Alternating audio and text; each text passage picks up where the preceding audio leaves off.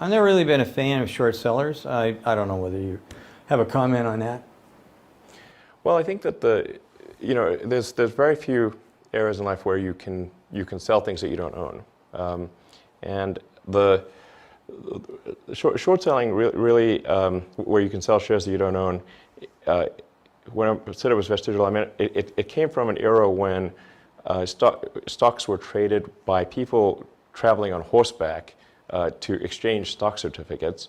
And in order to have the transaction speed not take weeks, somebody would say, well, the stock certificate is coming on that horse. I don't have the stock certificate right now, but I promise you that I'm getting the stock certificate, and the rider is going to be here. I'm in New York. The rider is going to be here from Chicago in 3 days, and then I'll be able to give you the stock certificate. Yeah. That's where this whole silly thing arose. Yeah. Yeah. But then the problem is, like, the way short selling is used today is it's kind of like it's frankly used against the public, you know. And so most people aren't aware that short selling even exists, and then the ones that are, very few of them know actually how to use it. It's basically like 0.01% of stockholders know how to use short positions to get ahead, and it's like, I think, effectively a tax on the public. I think it's immoral myself. I just don't think it's right at all. Yeah. A big group can come in and crush a company simply because, well, we're going to make a lot of money. I haven't made my quota this month or what have you. So I really don't care for it.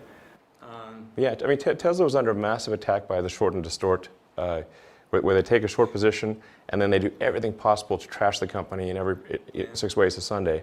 And they were successful.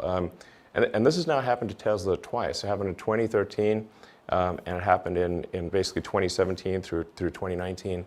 I mean, the intensity of the attack was crazy. And I was like, man, this you know, it would like cause you to lose faith in humanity, the degree to which this went on.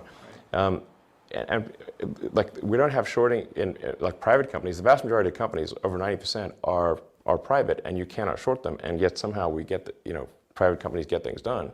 So there's a perniciously false effective markets argument made for shorting, and but it is vice disguised as virtue.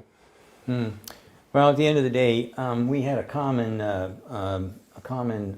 adversary, and I'm really hoping that now, because he's bet on oil, and Biden has basically clobbered oil in a lot of different directions, I'm sure that he'll be skeptical about doing any more trades on the short end.